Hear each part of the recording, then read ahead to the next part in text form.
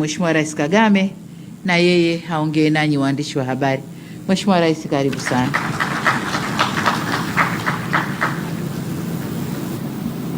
Nakushukuru sana Mheshimiwa Rais na Watanzania wote kwa kudumisha ujirani mwema na undugu kati ya nchi zetu.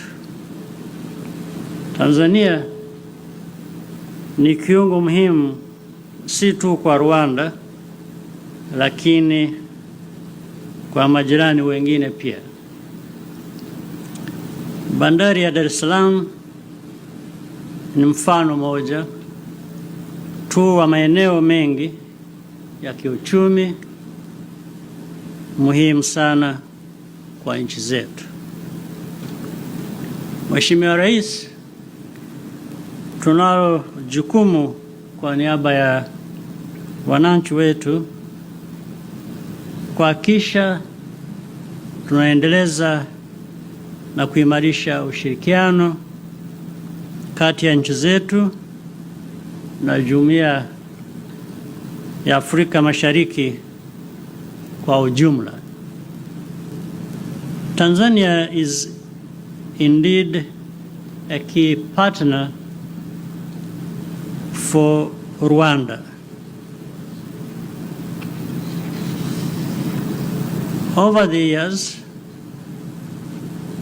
we have strengthened our partnership across many sectors, particularly trade and logistics, facilitating Rwanda's connections to global markets. The President and I discussed how to build further on this foundation, ensuring that our systems are well equipped to manage the growing volume of business between our two countries. We are encouraged by the progress already achieved and look forward to the full implementation of our joint projects. Our collaboration within the East African Community and the African Union anchors this work in a wider framework of regional integration.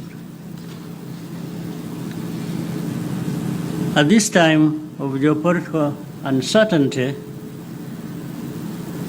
our region must remain focused and united around a shared vision of prosperity and cooperation. Rwanda is currently in the period of commemoration of genocide against the Tutsi of 1994. But we shall soon have the opportunity to publicly recognize some Tanzanian citizens whose actions during that time demonstrated exceptional heroism and compassion. Madam President, Rwanda is determined to work closely with Tanzania for the benefit of all our citizens.